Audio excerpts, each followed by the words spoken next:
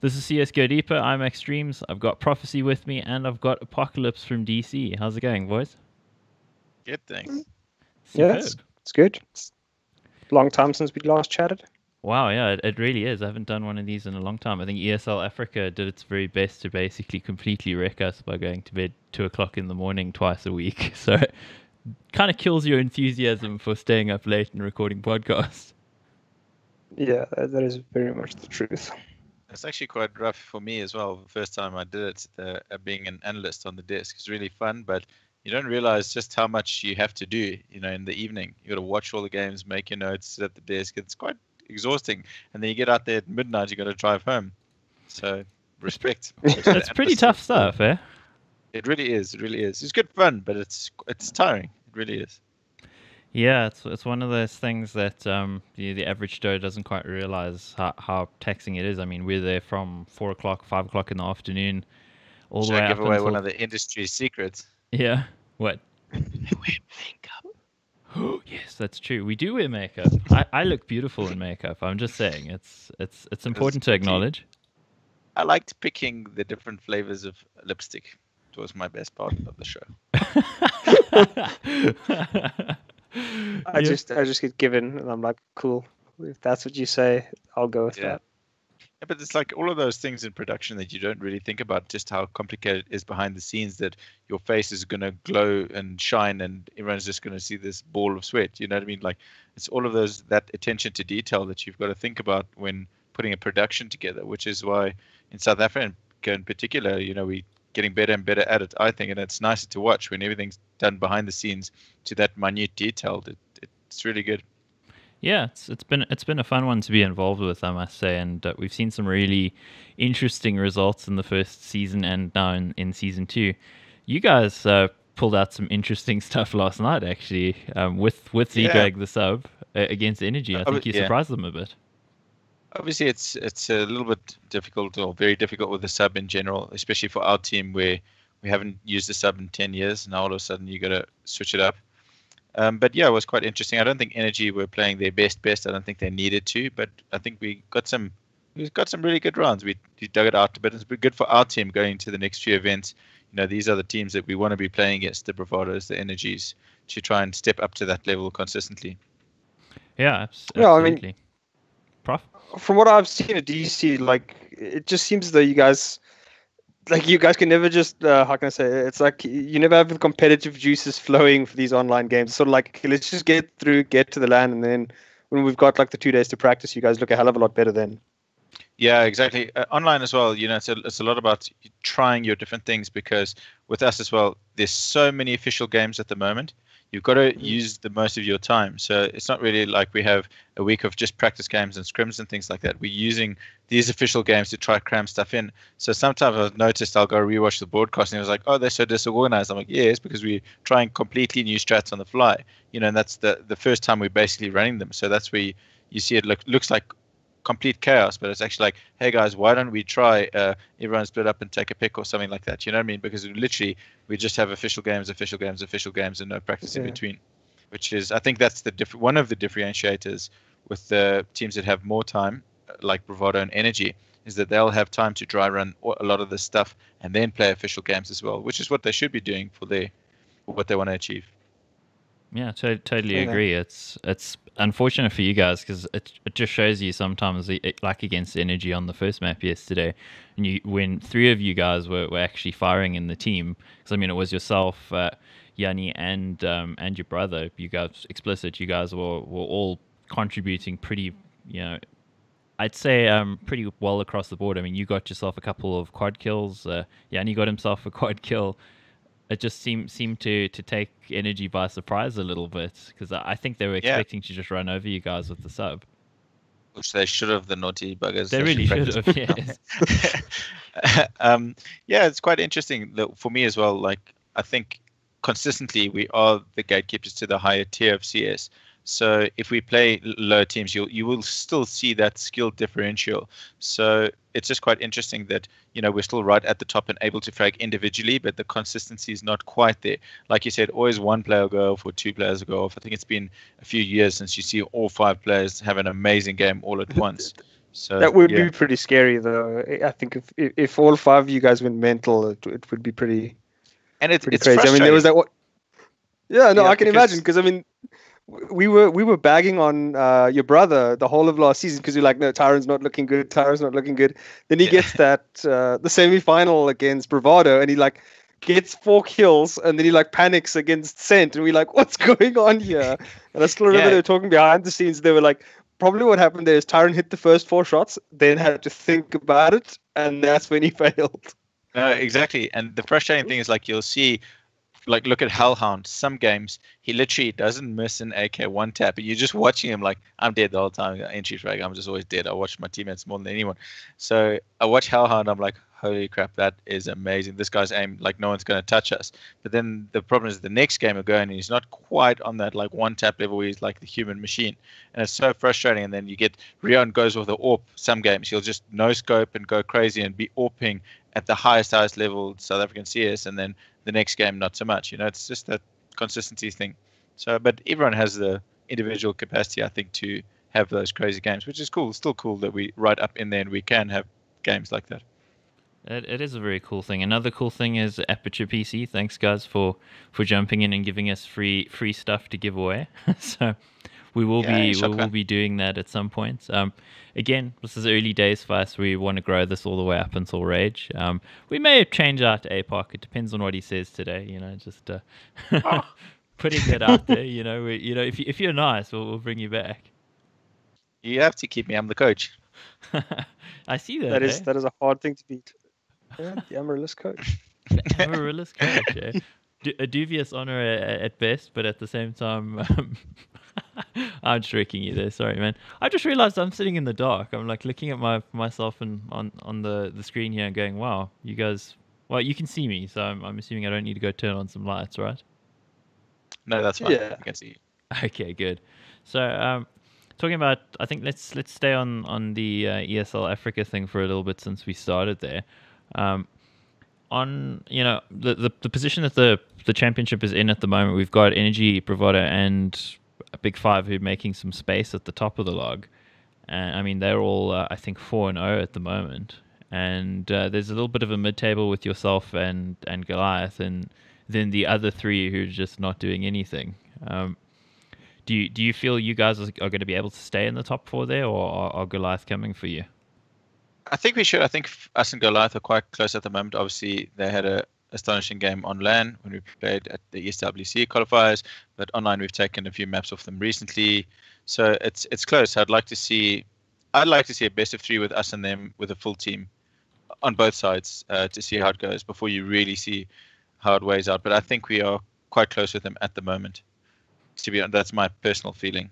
Obviously, both of us lagging a little bit behind Energy and Bravado. And for me, the really interesting team to talk about right in that mix is Big Five.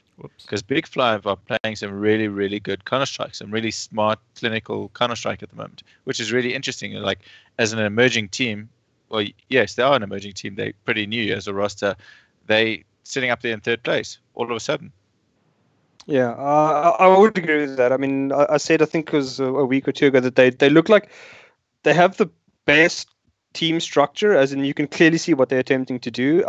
It's just that same concern is, do they have the guys to actually go toe-to-toe with BVD and EN? Because once BVD and EN turn on the gas, I can't see anybody right now on Big Five that can live with them. Absolutely, in terms of just individual depth of plays and in terms of strategy and team time, obviously we've seen Energy and Bravado, both of them have had incredible depth in the last lands, like, being able to switch it up from map to map and run different strats on the same maps and things. And that takes time and experience as a team together. So maybe that's something that we'll just have to wait and be patient for in terms of Big Five's evolution into possibly being another competitor in that what is definitely a 1-2 slot at the moment. We're seeing definitely a gap between Ian and BVD and the rest. Yeah. I mean, I think that the player probably to watch there right now, I mean, you were saying it as well at a stage, Mike, was Spartan. He looks to be the one that's really starting to heat up at the moment. But the thing is that they have to figure out a way to make him do more, because at the moment it feels like, okay, Spartan's going crazy, but it's not really impacting how the team actually plays as much. Yeah, I'd absolutely agree with that, man. Like, Spartan on his day, he's probably the strongest player there. And maybe it's because he's the youngest player or something almost. I mean, because everybody there is sort of a venerable player, journeyman, a guy who's been around for a while in a bunch of different teams, has been a star player at some point in their career, but aren't really currently at that level anymore. And I mean, he's a lot younger. Well, I mean, 3 or 4 years younger than the rest of the guys before Spaz came along, of course. But I think Spaz's role doesn't really lend himself towards finding that many kills, being the guy's going to die invariably more often than not on T rounds. So, I mean, Spartan can do big work, but as you say, Prof, like unless he actually finds some consistency, then you're going to see these huge spikes in performance from Big Five when he's on, because everybody else plays at a good level, and then he kind of takes over the star power kind of aspect. But the problem I think for them in general is if you look at a BVD or an Energy, they always have Sonic or Domster respectively doing their thing pretty much always. It's and then it's going to be one or two of the other players pitching in and helping get them across the line against the tougher opponents. For Big Five, the issue is I think there's Spartan who's really good on his day, and then everybody else who's at a very decent level, but they lack that star power, I think, to just take the extra step towards the top two at the moment. Well, what do you guys think? Yeah, I agree. I think just quickly, I think you brushed over it, and I watched your video about obviously the best players in the country, and I think you're overlooking Black Poison a bit, just particularly based on his recent form. Well, I did actually name him as statistically the best player in South Africa earlier this year. In a video. Astonishing form of late. Yes. And that to me has got to be quite frightening for BVD, where you have Domster and Black Poison going off at the same time. Because, well, you see, it's frightening for us. I think he dropped a 30 bomb nearly in the first half on Cash, just by pillaring a site and moving around from mid to A. But yeah, so exactly like you said, like the same has to be expected from players like Spartan and Spaz as well. So being the younger players in the team, they've got to step up and frag heavily, and go toe to toe with Sonic, with Domster, with Black Poison, with JT. It's a serious task. It's a serious task to be able to do that in terms of individual skill. Yeah, I absolutely agree. What do you think, Prof? No, I was just going to say, like, I think that Black Poison definitely is the second best player on EN at the moment, but it's more that the way they use him. He's like the primary rotator. Like, if you watch specifically on Overpass, it's if he's not going with that aggressive fountain pick, then he's almost always at B, and that's the thing. So it's more like they rely on Doms to provide the hard fragging, and then with Robbie pitching in, it's more like when he pops up in a spot that you're not expecting, he tends to make the impact frags. Yeah, quite right. I agree. I think that, maybe while we're talking about Robbie and Energy BVD, let's talk about the ESEA final a little bit, because that one. That didn't go so well for Energy, and it almost felt like their little test run against you guys there from Damage Control. They didn't look as convincing as they usually look, so I was a little bit worried about them going into the ESEA final. And unfortunately, I didn't get to watch it because I was working on ESL Africa. But Sean, you did watch it. Yeah, Doms didn't pitch up until I think the first 3-4 rounds of Mirage. No, actually, pistol round of Mirage. He pitched up and then kind of flattened out towards the second half, and the whole team just didn't really look like they were up for it last night.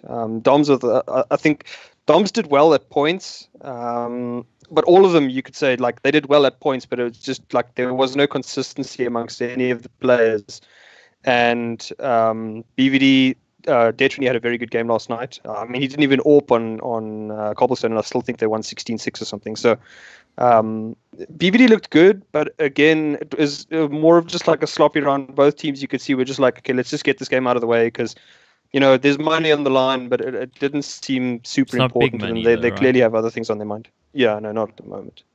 I think it was something like $900 or something. Can you confirm that, Chris? I mean, it was like a small amount of money. Yeah, I'm not 100% sure. It wasn't massive.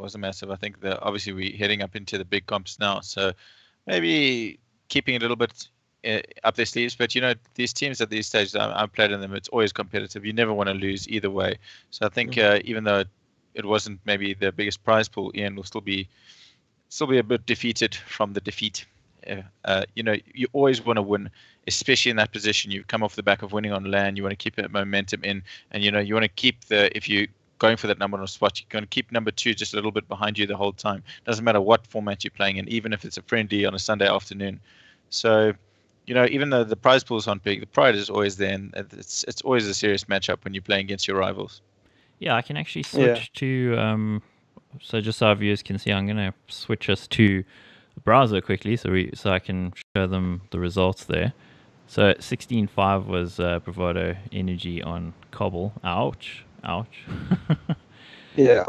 Black Poison, they're actually at the top of the scoreboard for his team, but 15-16 on the KD. So put in a big effort, but didn't really reap the results there. And I mean, Kenny, I think he continued his form from against you guys in damage control. Ended on 6 kills. I think he's just being too aggressive generally last night.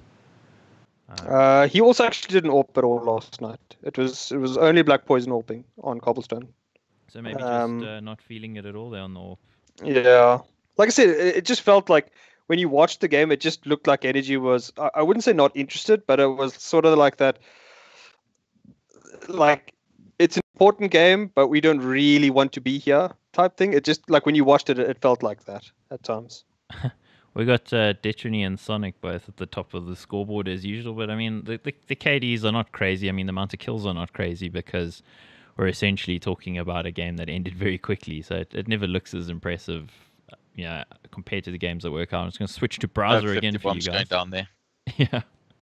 And then we got 16-13, which is the score on the next map here. And I mean, it's a little closer. Black Poison definitely did some big work there. Kenny had a much better map here, actually top fragging 26 kills for his team. But I guess the issue was the rest of them. They didn't really contribute that much. Domster was sort of mid-table, but Flexi just in general last night didn't have a good evening between ESL Africa or in fact the big final in ESEA. Yeah, I think Domster at one stage was like 12 for 4 on Mirage, and like it just felt like he disappeared after a while. I think he got a 4K on the Mirage pistol, but in general, like there was a lot of weird things from Energy last night, like ridiculous over aggression. There was one round of Mirage where they pushed up mid. They get a pick, and then they just kept going, and they walked right into like basically a crossfire from BVD. BVD gets 2 kills. Then BVD got another kill from an Energy guy that was pushing, and it was like 10 seconds in, Energy's in a 2v4, and you're like, why? Like that wasn't the Energy that we were watching like even a month ago. Like what happened? Clearly something was just... maybe they were trying the pressure of the game or the importance of it, because then usually the bigger the game, the bigger the scale, the more likely are to play seriously, get a 1-pick advantage, fall all the way back. So online, maybe it's not that serious. You kind of tend to, I'm not going to say mess around, but let it flow, play more puggy kind of style CS. So it could just be that as a main factor as well. Yeah, it's very possible. Yeah, maybe also the expectation of we beat them recently. We got this, boys. Oops. It's just but there's also that element of like you want to, if you can, like push, be aggressive, assert your dominance as just a pure aim. Take the brawls, but obviously that backfiring on them a little bit. So I'll actually haven't watched the games yet. I'll have to go back and watch them and do my own little assessment and see what I think about it. Yeah, I got to do the same thing. Actually, looking forward to it as well. I think that's going to be an interesting one to watch, especially after how that ESWC qualifier actually played out, because those were some great games. And Energy managed to beat them on pretty much the BVD maps, which made it all the more impressive. Yeah, and obviously speaking about that event, now we have it postponed, the second LAN for the second qualification spot. So as of right now, Bravado has not qualified for that final event, which is a bit sad for them, I guess. And then obviously the event coming next year. So, but I mean, obviously the very genuine reasons for postponing it. They want to have the best possible event, and they don't want to conflict too much with international calendars, which makes perfect sense to me. Yeah. Well, let's see if it happens. I mean, it's a little. Why I say if is just because it's a little scary with how ESWC itself is sort of diminished as an event. It's not a tier 1 event anymore. So it's actually a good opportunity for South African teams to go over and beat guys, because we're not likely to be facing tier 1 opponents. But at the same time, the event doesn't seem to be super stable. The fact that it itself has been moved around a little bit is a bit weird. You're going to launch me into my biggest point of the evening. the reason why I'm a little bit disillusioned with Counter-Strike in the country for this year is when was the last time a South African team went overseas? January? Yeah. Was it WESG in January, was it? Yeah. No, that was WSG. last year. Were you sure? I think it was the beginning of this year. The Dubai trip. No, The finals. The way they went to finals. Shanghai. China. Yeah, no, that was like second week of January. So I mean, yes, that's almost just last early year. in the new year. So it's nearly a year ago, and we've seen nothing since, which makes me a little bit upset and cross about it because, you know, the big promises for the year, we started the year off really well. We had this amazing local medal state competition that was at an international quality, but in terms of the gap between us and second tier, I think it's just going to grow again. I think this is exactly what happens every single time. South African team goes over, we start to get better, a bit of momentum, and then we slide down the hill again. So where are our players going overseas and representing in the second tier? That's an interesting one. So I've heard rumors of potentially BVD actually going and staying somewhere overseas, but I think we've heard things like that for the last year. Exactly. I mean, we've heard that for many, many years. Yeah. You know, like everyone's always said that, and some information that seemed very credible, but it's one of those. You know how it goes. It's like, I will tell you, but you're not allowed to tell anyone else. Sure. And, you know, obviously, I mean, it's a monstrous effort to go and do it and to actually have a team living overseas. That's one thing. To participate in events, I know it's a logistic nightmare. It costs a lot of money. Each trip, I think, at the moment, it's about 150,000 Rand just to send a team to a second-tier event when you take flights, accommodation, hotels, spending money into account. But if we want to grow and we want to close the gap, it has to be done. It just has to be done. So, you know, right now, I think that our top two teams don't even play each other that much. They're not practice partners because they're so competitive in the local scene. And you're getting caught in that DC Evo 2005 cycle, you know, where you don't play against each other. One of you goes overseas, gets better, loopholes the other. But in terms of competing overseas, you're not closing the gap whatsoever. You know, and it's not because we lack the passion. It's because we lack the ability to get to the next step. Geographical problem, I guess, but we've got to solve it. Yeah, I mean, and the problem is like you can't go over for one LAN, so usually it's pointless because you get wrecked at those LANs because it's the first time you're playing those guys, and then it's 3 months, and then you go over again, and then the entire like game has moved along in those 3 months where you're not expecting something. So, like, it would be great if we could find, you know, like if it's a month that you can send the guys to like 3 LANs. And like they don't have to be, you know, top-notch LANs, but like just 3 small LANs that they can learn. Okay, this is how the kind of things that you have to learn while you're over there, and the kind of the stuff. Because I mean, we could see that was the kind of thing that SK Gaming did when they moved to America. Is like they basically put themselves there so that it's regular play rather than once every 3 months. Because once every 3 months, you're not gonna like. Yeah, your one player might have a fantastic tournament and you look good, but you yourself know that like he's not likely to do that again. So you can't see if he lives up to that. 3 months is a long time in Counter-Strike years, if you think about it. It's because like even if we look now at the new meta and the way the teams are playing, the competition we just saw last weekend internationally, there's so much new stuff coming out that is mind-blowingly good. And if you're not constantly playing against teams like that, you're just going to drop out of the loop. You know, it's not all about aim at that level. Certainly not. Yeah, I'd agree. Do you feel, Sean? Do you feel like if say like a Bravado were to go and live in the States for 3 months, would they actually be able to attain the level of the sort of top 6 in the States, or are they going to get utterly smashed for 3 months like a la Renegades? I mean, we're only really seeing Renegades looking better this year after being there for nearly 2 years. Like. It's difficult to say because at the moment BVD has always won with like the BVD style, and it really depends on if they go to America, are they going to adapt to how those people play? Because that's the thing, you know, it's like you can look the same and you can play very well, but the difference is are you going to adapt to win against them, or are you going to just keep trying to brute force your way? Because it'll work. Like the BVD style can work on occasion. I just don't see that style being as effective at that level as it is in South Africa right now. I mean, we saw when they went overseas to Dubai, how well they did there, and had some really amazing wins, some really good Counter-Strike, and then they played against Space Soldiers, who absolutely destroyed them. Yeah. You know, because Space Soldiers is really aggressive. Zantara is a fantastic individual player. You know, had they played them 10 times, I think they would have won maybe 3 maps overall, just, you know, based on that. but they didn't. They got absolutely stomped. It was 16-1 one of the maps.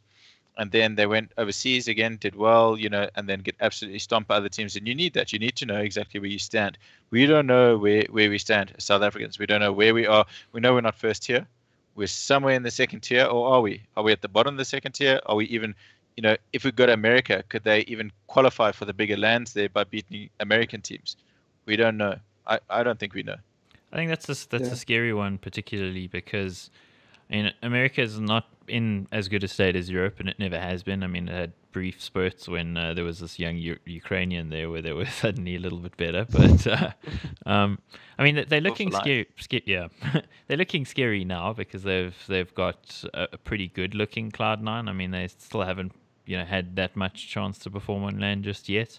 I mean, Optic, which is essentially a European team, is gonna be based in the American Conference of ESL Pro League as well. So that could be interesting. But to me, like their level of play isn't so much their coordination or really their strategy, because the American teams don't tend to be super tactical. But I do think, like, if you take, for instance, the current Cloud9 roster, as good as somebody like Sonic is, and I think he is the best player in South Africa, I think somebody like Stewie 2K will take a hot steaming dump on him. It sounds terrible, but there is a difference between the tier 1 players and where we are. So, as a person that's gone overseas and played against Americans, we did that quite frequently. It's one of those things where you'll watch their demos and they'll look all right, and you'll be in a server playing against them, and they'll kill you almost every time because they're just that much faster. And I don't think people quite understand the speed differential. When you watch programs, you can't quite understand it, but I promise you, it's one of the biggest factors when you go play overseas is just how fast the other players are in the server. There is a huge gap, and you can bridge that gap. But exactly like Prof said, go spend 3 months, go sit in internet cafes there and play against them consistently to bridge that gap. Don't just do a LAN and come back. So, there's a long way to go for this community, and we need to get out there and go do it. Enough silly buggers here playing in South Africa against each other for little monies. You know what I mean? We've got to step it up if we want to do that. Otherwise, everyone must just come play against DC once a week. That's a good point. The other thing is I think to probably take especially South African games a lot more seriously. I think might be another way to at least work it, as in you just like grind against each other. Make it, even if it's put 100 rand down for every practice match you guys have, so that there's something on the line for these guys, because it just often feels like the teams are just trying to like almost big dick one another. It's just like, we can win this by just running in. That's just my only concern, is that sometimes it feels like that. You can see some teams are trying to work around it, but it often feels like guys are just, like they'll take it easy because they know they're playing X team tonight type thing. Yeah, but I must say, over the last, I'd say 12 months, the practice has got more formalized and better, especially within the Prem teams. We play a full 30 rounds, so we'll play a half, cancel, start the match again. We'll play, ignore your scores because it gets reset at halftime anyway. You're not worried about your frags, and you're playing the full 30 rounds, so you'll play proper strats, proper buy rounds all the way through the game, which is something that I think, in terms of ego, no one got there before that, because we want to beat you in practice. You know what I mean? Yeah. It's like, no, it's practice. So I think finally we've got over that mentality, which a lot of help with players like Elusive, I think, is a great example in terms of bringing that aspect and seriousness into it. When we play against Bravado, no, guys, full 30 serious maps. And if you mess around against them, they're going to leave and they're going to play against another team. You know what I mean? They can see it. So even if we lose 32-0 against Bravado, 49-0 over 3 maps, who cares? They're getting good practice, and we're playing with proper structure. So I think that has got better over time, and I think a lot of the younger teams aren't doing that. And again, that's one of the things that it takes. If you want to come play at the top of the big boys, you've got to practice hard, practice how you play. The thing is, especially as you say, with the younger players, they need to learn that. They need to have that drilled into them so that they don't, just walk in and expect to play the same level that they were playing at the lower level. Because, you guys are not in the best form, but DC will still tear you apart if you don't know what you're doing and you're running into sides dry and trying to take silly peeks against you guys. And that's the thing. It's like, if DC's in bad form and is doing that to you, imagine what happens when a DC is in good form and is really on the ball. It's not even a game at that point. Yeah, absolutely. The practice thing is an interesting one to me because that always used to frustrate me a couple of years ago, where you like feel like you've wasted an evening because these guys are not taking it seriously, or they're playing to win as opposed to playing to actually, test their structures or their approach. So it's frustrating when that happens, and I think that's a really good thing because if you look at the North American scene again, to use them as an example, that's been a perennial problem for their scene in general because it's kind of the American psyche, like I'm going to run over you kind of thing. I want to assert my dominance. It's how Exactly. American sports operate. It's how Americans think, and the weird thing in South Africa, I think we think in a relatively similar way, not quite exactly the same thing, but to the same degree, because I mean, I think here, we have rugby where somebody will club you if you act that way, but um, in I mean, in esports, I think there is that sort of tendency to BM screw you kind of thing, Yeah, and everyone wants to be an entry fragger, right? oh yeah, Yeah. absolutely, until they realize how often you're dead, What are your team roles? Entry fragger, AWPer, entry fragger, and entry fragger. That's our team. Yeah. the back entry fragger. Well, Yeah, and obviously, I mean, as with any sport, confidence and ego is a big part. I mean, you're never going to win a game of Counter Strike if you're not confident enough to step and take shots. That's an aspect of it. But like you're saying, it can't just be this mad ego match where you're just going to run in and dry peek everything and just try and headshot everything. It's just not going to work. Yeah, I think turning that mentality corner is healthy for our scene because the more good practice we get, the more seriously guys are going to take games, and that can only improve our level because doing that whole thing of people always approach scrims in the past as just sort of a fun practice match kind of thing, like hey, let's have a scrim tonight because we don't have an official, but nobody learns anything from that. It's Yeah, exactly. I guess you've almost got to have something that you want to practice going to the game, both on T and CT, especially if you're playing these games where you're going to play full rounds anyway. Yeah. You know what I mean? So if you're going to play the full half, which is 15 rounds, you want to practice. You want to practice something. So practice stacking sites or practice your crossfires only, and just play the same defense on the bomb site the entire game. Why not? It's practice. You know what I mean? What's the worst that can happen? You'll get better at that defense. They'll start reading it, and then they're going to start attacking it better, and you'll get better practice.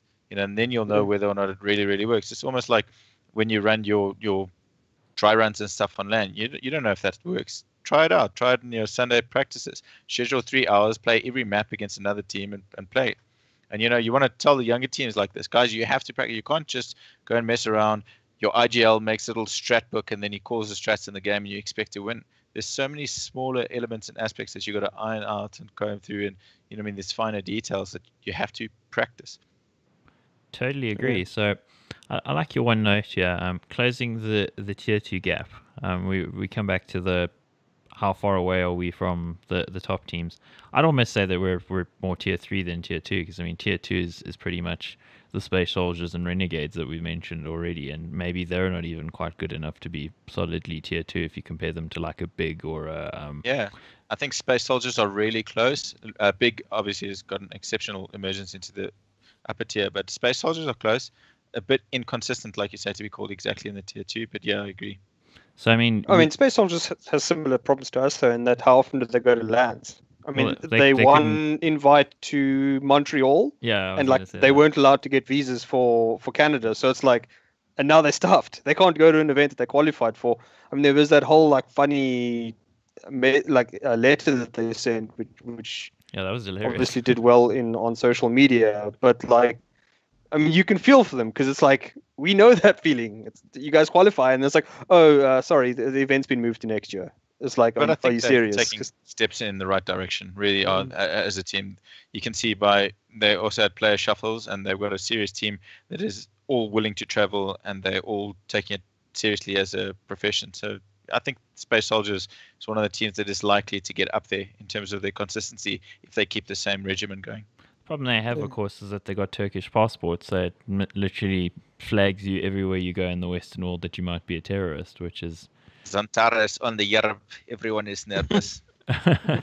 yeah, pretty much. It's a bit of a problem, and I think in South Africa maybe we could potentially run into the same issue in the future because certain countries, for instance, if you go through like in Israel or something, because South Africa's harbored terrorists before, we will actually get stopped.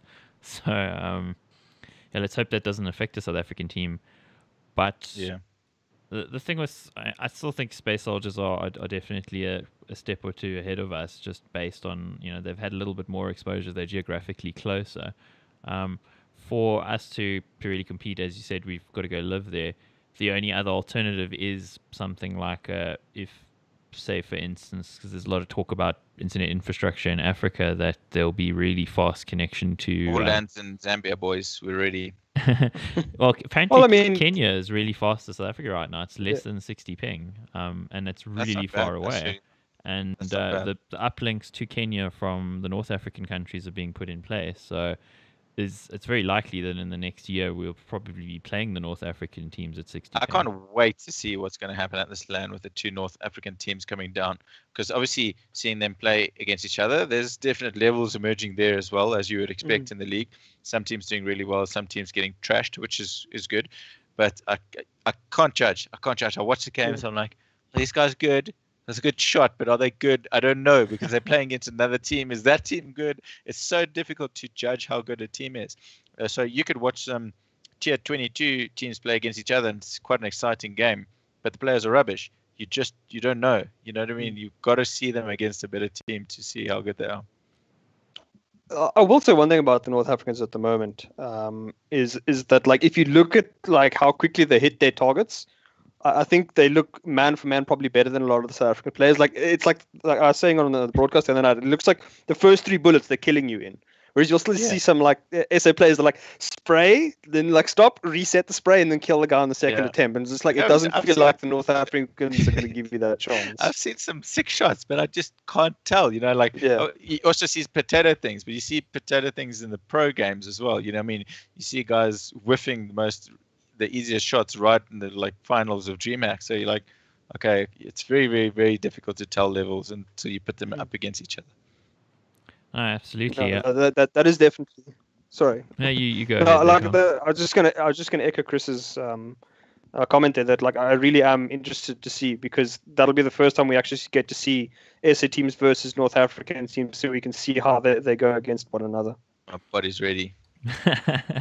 Well, I mean, we are talking about the finals at Rage, so I mean that's 4 weeks away. I think it's the 7th to 9th of October, so or 6th to 9th. Anyway, somewhere around there. It's that first weekend of October, the first full week. So that's going to be exciting. I'm just wondering, where my thought process was going was that if we do have fast uplinks to the rest of Africa in the next year or two, we're talking about going overseas, but I mean, these guys play with the Europeans the whole time. We could probably, if their aim really is at the level that we think it might be at, it could actually be a really stiff competition and actually help us get better in a lot of ways. Absolutely, but I think fundamentally the big thing for South Africa is to either release individuals to overseas to tier 2 contracts, or to have teams go and stay there. Overall, I think that'll be good for this. I mean, look at Rops from Estonia. Estonia has got virtually no Counter-Strike scene in terms of teams that have established themselves, but he's been fed into a really great team and consistently playing world-class Counter-Strike. That's kind of what you need, you know what I mean? But I think it's just unlikely that a player will go there and come back and nurture the South African scene again. But if you have players going up, it's got to give your guys motivation and inspiration. Yeah. You're like, oh my goodness, if I play well, I can join Energy or Bravado. If I play well there, I can play overseas for a living. Now, you're 15 years old. If I was 15 and that was on the table, I mean, geez, I would have failed my trick 7 times on Sunday. You know, done. I was done. Done. No, I certainly do agree, because it's difficult also sometimes, like we look at BVD's run last year where they got hammered by a lot of the teams, right? And you could clearly see that like some of them could hang and some of them couldn't.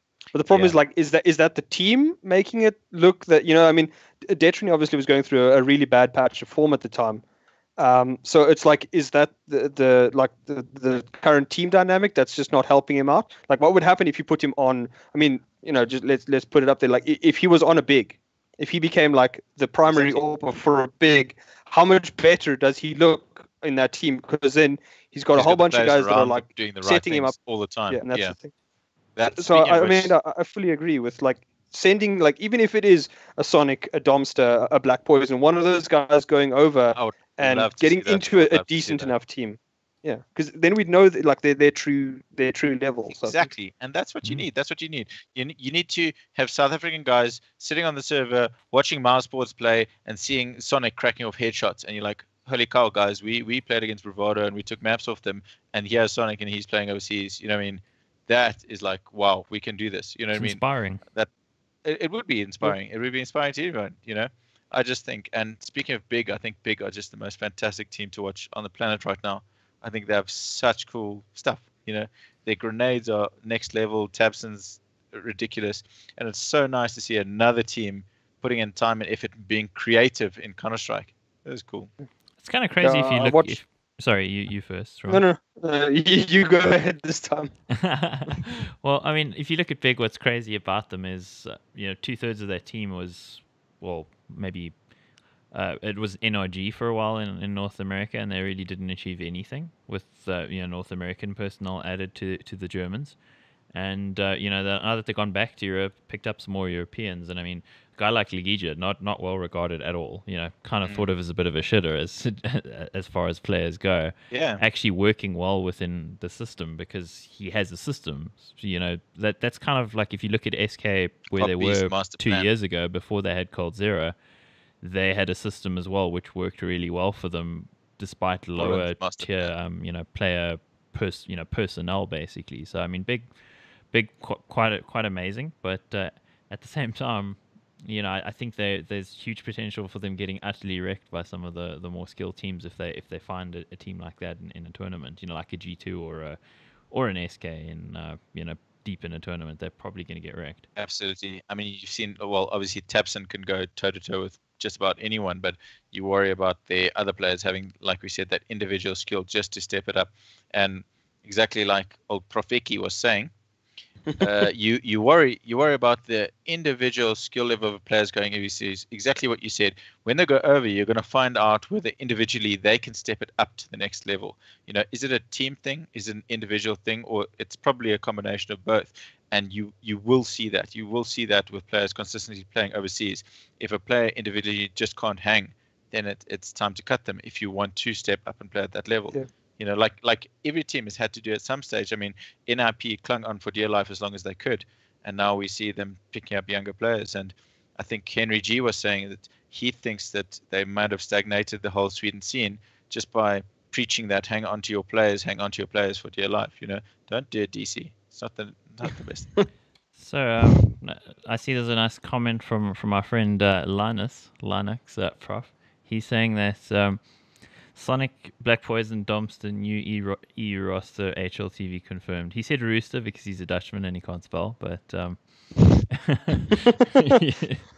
but he said that, and of course it's completely untrue. But maybe let's talk a little bit about a potential super team. Who, if we had to have the very best possible team in South Africa, in your opinion, Prof, which players would it be? Right now, I think I'd definitely start with Sonic and then Domster. I think those two would without a doubt have to be picked up. That's where it gets difficult from then on. You see, I think I'd go for Elusive as the primary caller. Then I'd probably have Black Poison in there as the secondary caller and Orpa. But then like the fifth player is where it like really gets tough, because at that point, like, do you go JT, who's got the crazy one bullet aim? Do you go someone like Detrony, who's got a lot more clutch factor? Like that's my only concern. Like, I don't know there. I think I'd go JT because I think you need a little bit of aggression with Domster and Sonic on the team. But again, like, you can debate that for ages. Well, what do you think, Airbuck? I think you would have to put Hellhound style Apocalypse in Sin. Dodging the bullet.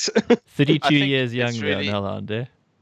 Yeah, I think it's difficult to say because you got to worry about the team dynamic. You know what I mean? You can't just always put these 5 superstars in a team together, the 5 individually best players.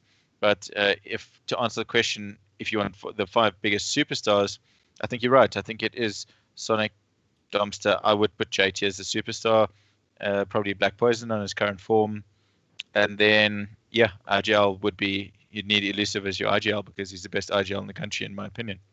So that would be the team, the superstars with an IGL. If you want another superstar, swap out Elusive for someone else and just run in and see who frags the most. So this would be the point. The problem is that team has to work, and that's the yeah. thing. Yeah. Well, that's going to be difficult. Where I was going with this though was, if this was ESL Africa, this is the point where Burning Red would come in and say something completely different, just to wreck everything we said, right? Absolutely. Yeah. No, I'm kidding there, but I actually agree with you guys. Like that exact roster is what I would think would work the best. The issue with it is, like you mentioned, it's a little difficult to say how the roster would actually work interpersonally. Like, I mean, I don't think Black Poison and Detriny would ever play together. Like, that was maybe a question for you, Prof. Like, do you go for Detriny or JT? I just don't think they're getting on at the moment. It's, those sorts of things that are a little, you don't know about when you look at them on the server. But I think that the difficulty for a team like that would be that there's pretty much no way an Energy or a Bravado will ever let that happen, because they're going to try to hang on to these guys that they've got. I mean, really, the likelihood, I would think, to make the best, if we're talking in reality as opposed to, Wonderland where we were just sort of dwelling, it would be more about one of the top two teams picking up a really big signing from the other team and making themselves a lot better. So it would be of the order of a Bravado picking up a Domster, or Energy stealing away JT or something like that to make themselves better. Yeah. That is the problem. I mean, that's one of the reasons why SK is able to succeed, is because they are undisputably the best. So despite how well Immortals will do, if SK comes calling, that Immortals player is like, I'm going. There is no debate. And that's the thing, is that Energy BVD at the moment are so close to one another that each team could make arguments that a player should go to them, and it's a reasonable argument. And that's just, I think, when we find that clear cut, always number one, this is the best team to play on, this is the team that is going to be going overseas 2-3 times a year, I think that's when you'll start seeing like more of a super team being created in South Africa. I speaking of that super team, I kind of disagree with this concept, because I don't think it's a zero-sum game. I don't think there has to be one super team emerging necessarily. Quite right. Yeah. I think there's space in South Africa for Energy to pick up a Spartan, for example, a young up-and-coming player in that. If his team is not performing and picking it up, I think there's room for 2 South African teams to go overseas, or for 20 South African teams to go overseas if we had the funding and the money and the growth. You know what I mean? I don't think we should focus on this little rivalry, because it's almost like the tier 2 teams are like, oh, these little children squabbling in South Africa and keep swapping players, and none of them is actually stepping up to the plate. You know what I mean? Like, pick a team, which they've done now. They've settled it. Go. That little man with a stick. Do something. That's what we want to see. It gets me riled up. I'm getting excited here, but I want to see something now. We've had a lot of talk about this overseas. I'm getting very tired about these little. We've got big announcements and big secrets, and then they get another colorful keyboard with 6 lights on it. Like, my keyboard's also got lights now. I'm also cool. Oh yeah, thank you, Vox Telecom, for sponsoring DC. Yes. Cool Oh stuff. yes, I should sub out my shirt. I got the wrong one on. Wrong shirt there, no Vox Telecom logo. So there was that rumor at the beginning of the year when BVD beat TSM that they were actually going to get picked up by TSM, and apparently the Bravado boys didn't, the Haji Pashalis didn't want that to happen because they wanted to stay BVD.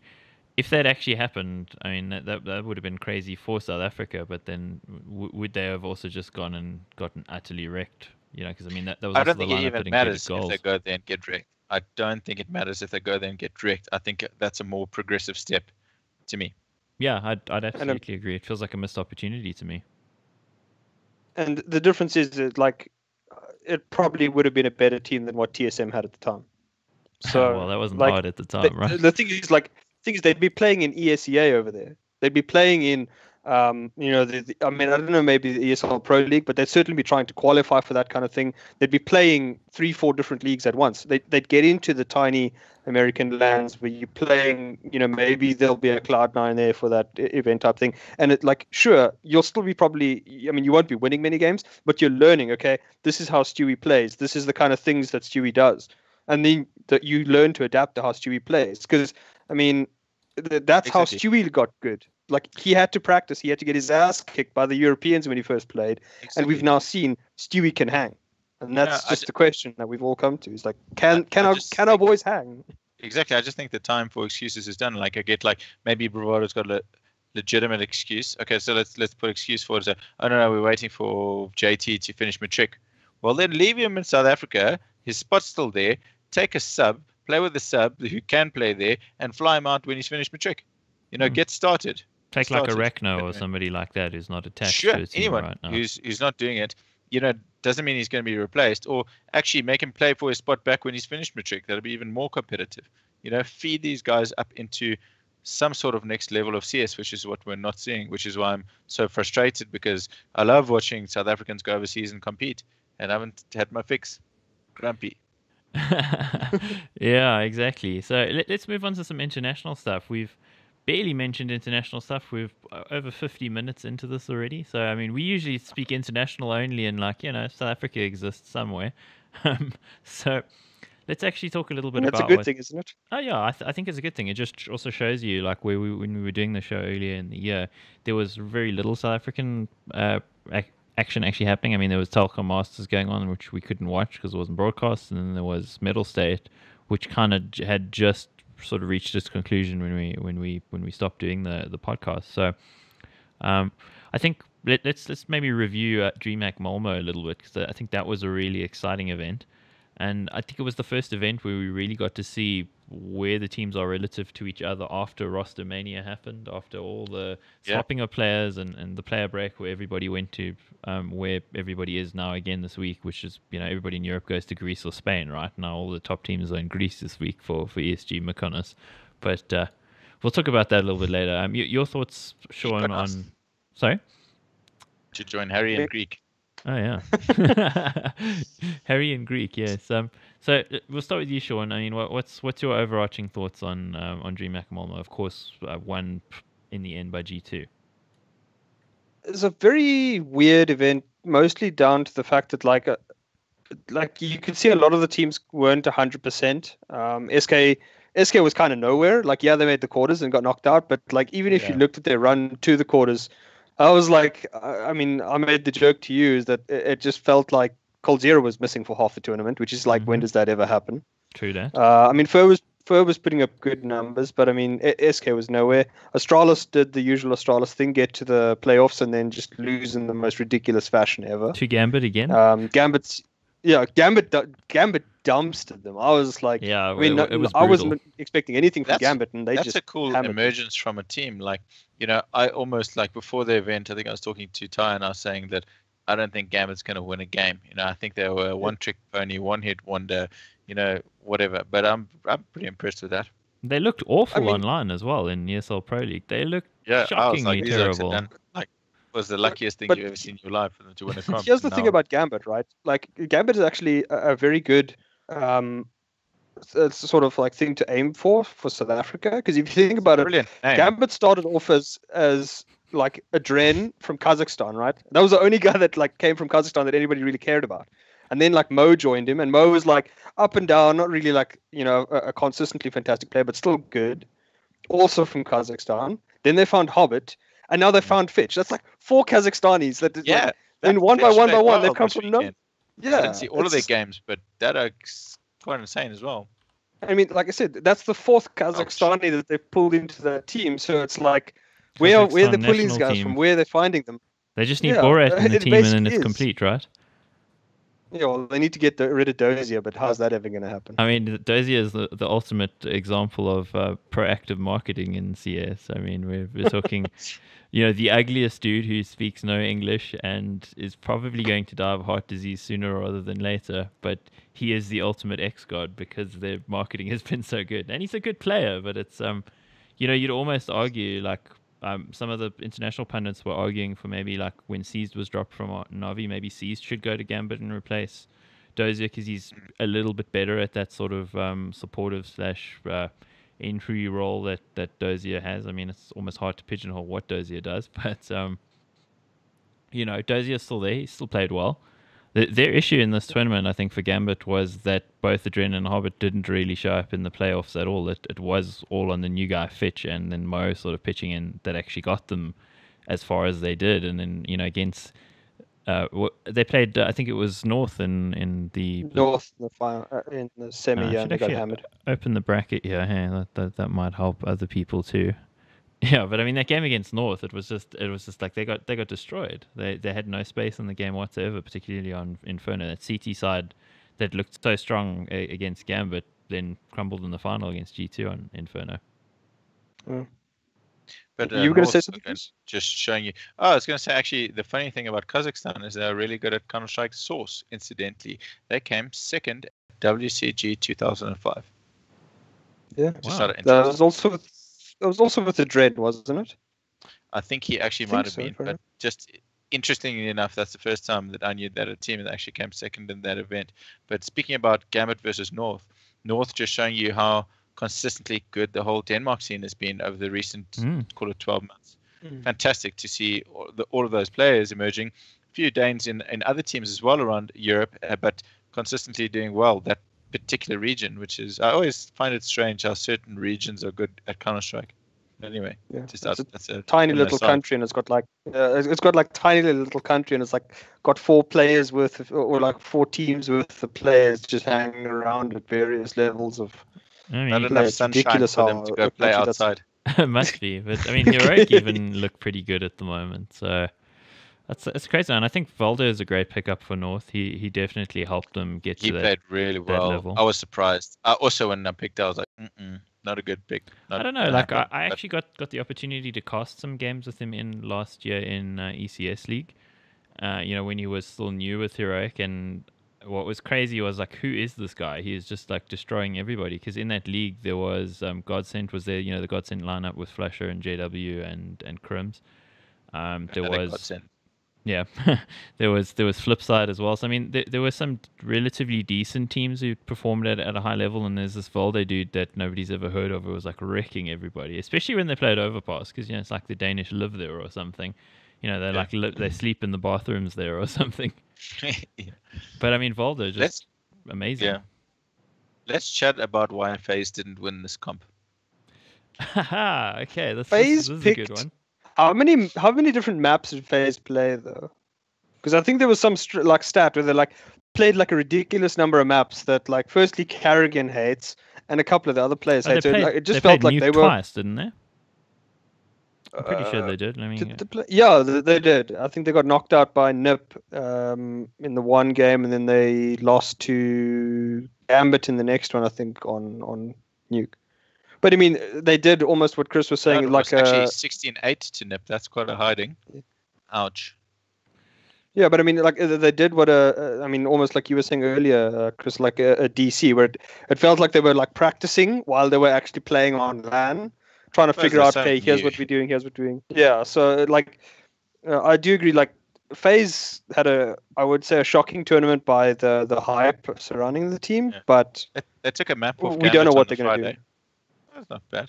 Yeah, on train. They lost 2-1. The BO3, but in that BO3 wasn't the map that they won wasn't close. I mean, it was 16-8 to them, but they lost Mirage and they lost Nuke, and it's like, why are they playing Nuke? It's just, I mean, think of Nuke was close 16-13. It wasn't that bad. No, it wasn't too bad, but I mean, look at the personnel they've got. I mean, Karrigan obviously has a lot of experience on Nuke, being, a Danish player, but the rest of them, when have it wasn't really an RV map, and it wasn't really a Fnatic map. So when have they ever really played it? So I'm a little concerned on why you would, want to play basically NIP and why would you play NIP on Nuke? That's giving them a chance, because really their only map is Cash, and then they're pretty okay on Nuke CT. NIP Astralis is happening right now, actually, again. Oh, Pro League. Okay.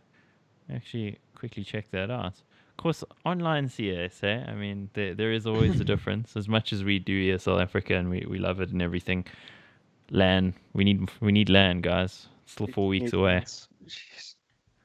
That's still the one thing that I haven't understood this year. Like, I mean, sure, it's nice to have these huge LANs, but I'd so love to see one LAN a month, every month for the whole year. I still think that would be so much cooler than just having like One massive one, nothing for 6 months. Another massive one, nothing for 6 months. That like, there we go. Except The now man you has guys appeared. have swapped around. Let's see if I. Our hero is back. How do I swap you guys in Skype? Because now what it's done is the name box is on the opposite side. Awesome. Skype, you bastard. I know what I'll do. I'll move your names. That's going to confuse people, right? I forgot, sometimes when you press that Gusto Gamer website, it's got a memory leak and your PC blue screens. It's a wonderful thing. Oh, I don't know wow. if it's me or they must fix that, but it's hilarious. I think they Not must so fix funny it when somehow. you don't save your work and you click on it. Wow. Yeah, you don't want to go there. So you guys are beautifully swapped around now. So I mean, when I post to YouTube, I will edit and swap it and You make should sure do like one of those effects, like I'll walk out this side and then Oh, you're trying not to trip over your cables there? You're coming out the other side. that's special effects. Awesome. That would be pretty wicked. You know, next time, dude, we actually live in the same area. Why are we doing the Skype thing? You should just come over, right? Just sit on the couch. I can see it. It's there Yeah, there Sit we go. in the There's back. a couch and chill. over there. Yeah, we Get us should- some beers and chat about tears. Yeah, I must say, I had one of the nicest interviews I've ever had recently, and it was with Dota players, not CS players, because we were having beers at the White Rabbit Gaming House launch. So, the gaming house. So I was sitting there with a Heineken in hand, and they were all sitting there with a Best beer way in to hand. interview. It was great, man. Because if you can't think of anything to say, you just I don't run out of things to say. You know, this has already been established. So let's go back to the whole DreamHack Malmo thing for a little bit. I think what before we get there, actually, the one thing we have established is that because Linus is here, and I like Linus for some reason. I don't know why. I mean, I know Prof hates him, but I think I will give him a mouse pad. So there you go, mate. we'll drop that to you since you're talking the most in chat. We were going to ask a difficult question, but I mean, again, what I've seen is you can't spell roster, so I can't ask a difficult question. Sorry, I'm wrecking you. is another name for a chicken. Correct. A roster, yes. It is another name for a chicken. Shame, Linus. We love you, bro. We're going to drop that to you. It's nice and big as well. You can put your keyboard on it, and you got space for your mouse too. Your food, your Doritos and your Cheetos and everything bad that you're eating because you're a student. So we will sort you out on that front. So the DreamHack Malmo thing, I mean, if we look at the other teams that were involved there, I mean, FaZe were super disappointing. Cloud9, I thought, were disappointing considering the hype about the new roster. It's not unexpected because it's quite a vast change, but what to me was really interesting is apparently Tarek is calling and 30 bombing at the same time, and he's a man with a brain the size of a flea, but he's calling and 30 bombing at the same time. What is happening? But that being said, you can't say too much about the roster being that new because Nip's roster is also pretty new, but they did really well, solid performances. So true, that. I mean, Cloud9 did actually have to play against North, who made it to the final, and SK Gaming, who've historically slammed American teams, Cloud9 pretty consistently. So it's like you can't really bag them too hard about that. I don't think. Like they did okay. They did better, I think, than to be expected given the players that they had on their team going into a match with SK. Yeah, it's not the end of the world based on who they played, but I do wonder a little bit always, the American scene probably being the most vocal scene, they tend to talk a lot about their players and their teams and the hopes for them, and invariably they get dashed. I just wonder if, this Cloud9 roster, which is the strongest looking North American team in a very long time, if that's not just going to be the same case again, huge hopes and dashed. What do you think there, Chris? Yeah, make it to one semi-final and then drop off the planet again for another 6 months. I don't know. I think this team's got a good chance of making it, especially with the mentality of the players. Everyone's in it to win it. Again, that streamer mentality is completely now out of the window. I think they're there to compete, and they've got big contracts behind them. So, they're going to have all the resources they need to do it if they want to. But I think first step for the Americans is try to beat the Brazilians consistently, and then you can step up into Europe. Yeah. So the other guys, I think it's really going to. I think. Sorry, I was just going to say. I think the most important thing is to figure out what who's doing what on that team. Because at the moment it's basically like everybody's an entry fragger, everybody's an AWPer. I mean, Tarek made the joke on It's South Africa, stream, guys. but Yeah. Entry, op. Good. yeah, but I think if they can figure that out, because Stewie in particular didn't have a great tournament, and what's his name? Automatic also didn't have the best tournaments. I think if they can figure out how to get those two going along with Tarek, I think they have more than enough fragging power to live with just about any team in the world.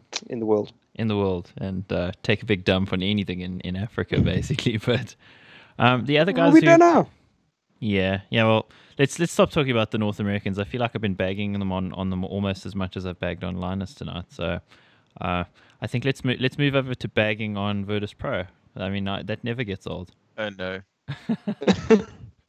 Let's not talk about old CS players. I actually got sent a picture of Pasha Biceps today by Ben from Code Red, because they at the ESG Mechonis event they're actually running, and that's obviously the agency myself and Prof are with. And it's just crazy, like talking to him, and he like snaps a picture, and it's like, hey, look who showed up here. It's kind of thing, and you're like, wow, I wish I was there. I don't think Pasha wished he was there last week in Sweden though. Yeah, no, shame. But VP has just gone on. You know, they're like a Bitcoin crash that hasn't come back up again. It's terrible to see. Prof, please savagely that is unfortunate. Like,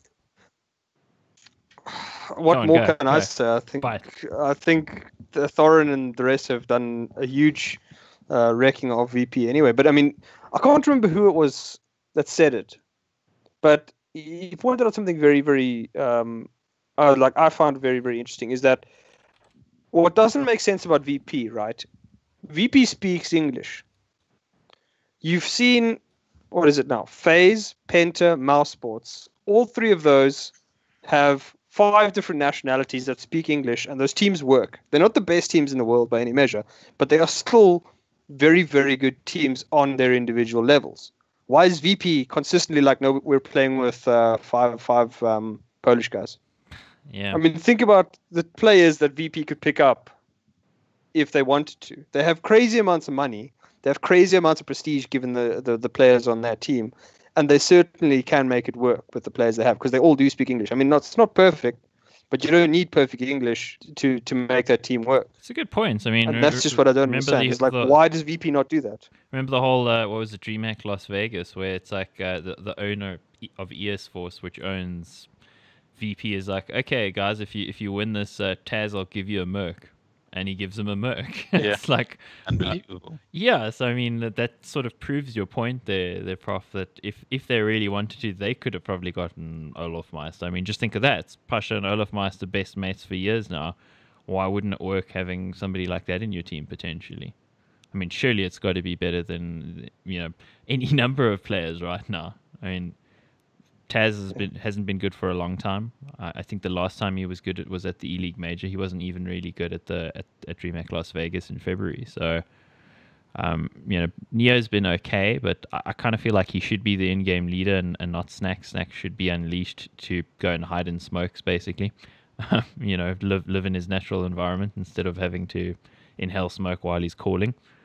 And I mean, Bialy had a relatively good tournament here, but he hasn't had a good year at all, despite being one of the younger players.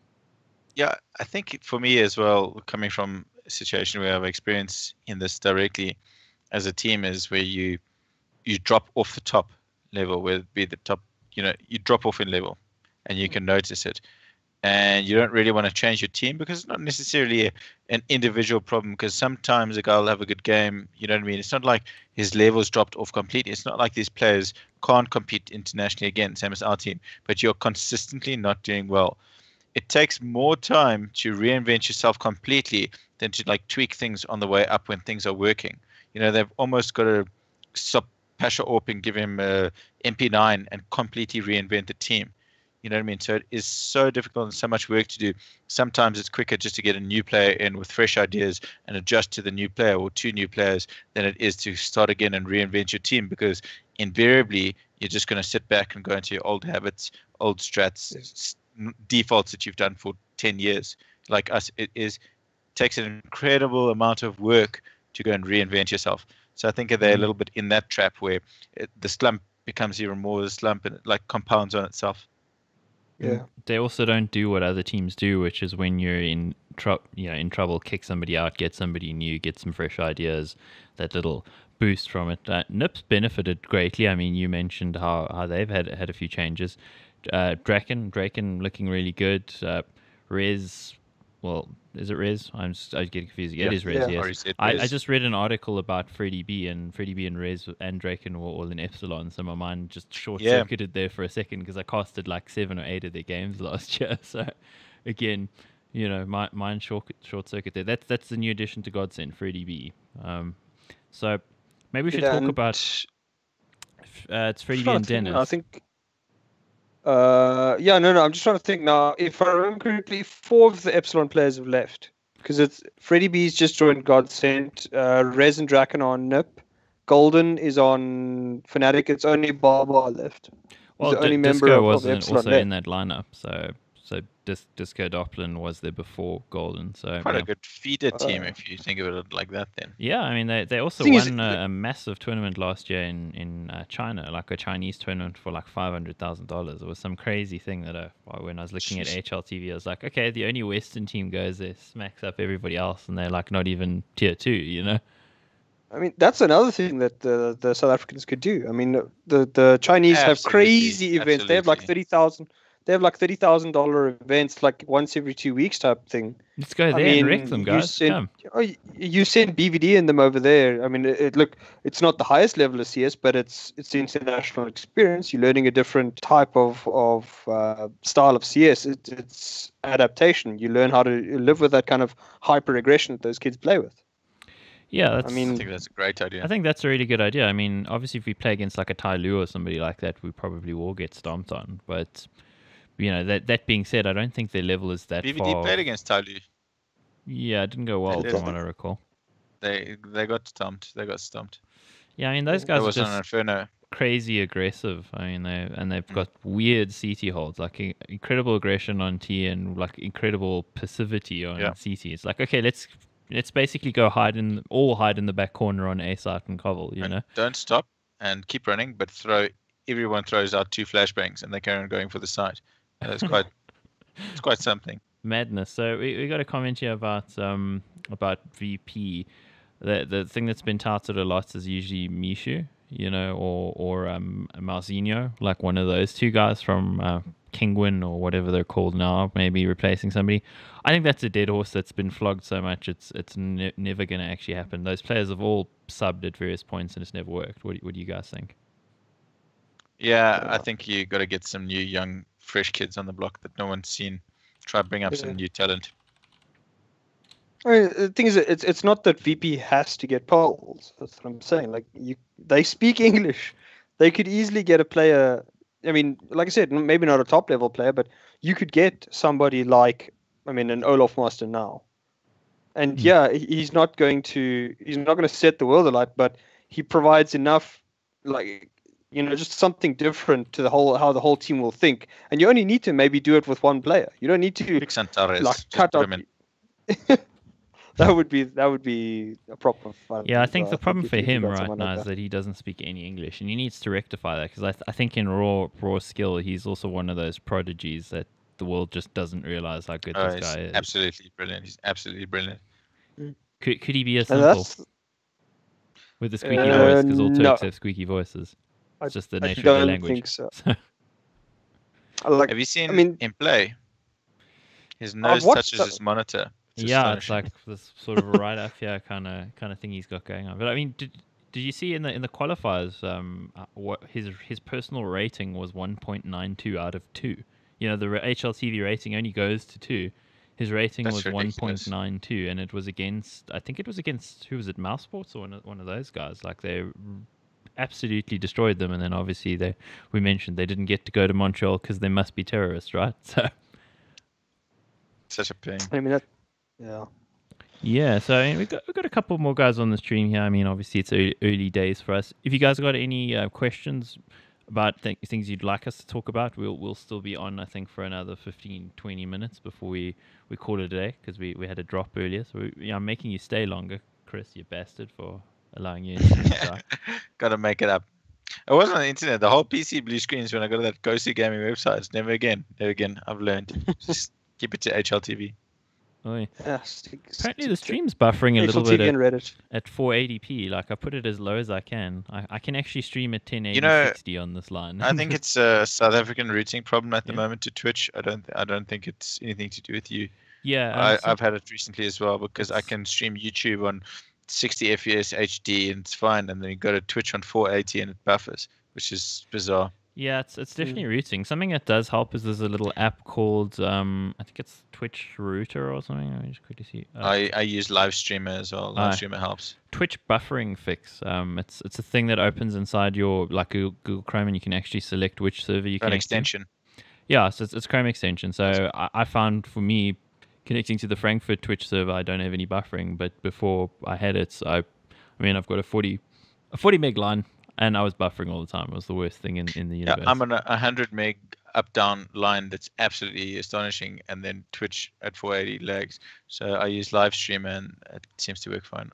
Well, maybe give. I used to use live stream, and then it stopped working for me. Maybe give the Twitch buffering fix a try as well, because it's also funny enough. I found with the Twitch app, it seems to work okay if you use it on like a different device, but on the PC. But anyway, we digress. So yeah, I mean, if you guys do have any questions there, if we go back to DreamHack Malmo, let me just see if there was anybody else to comment on. Yeah, I did enjoy Renegades against VP. Actually, I enjoyed the game just because I took great pleasure in how the polls got wrecked. As much as I do love them, I also.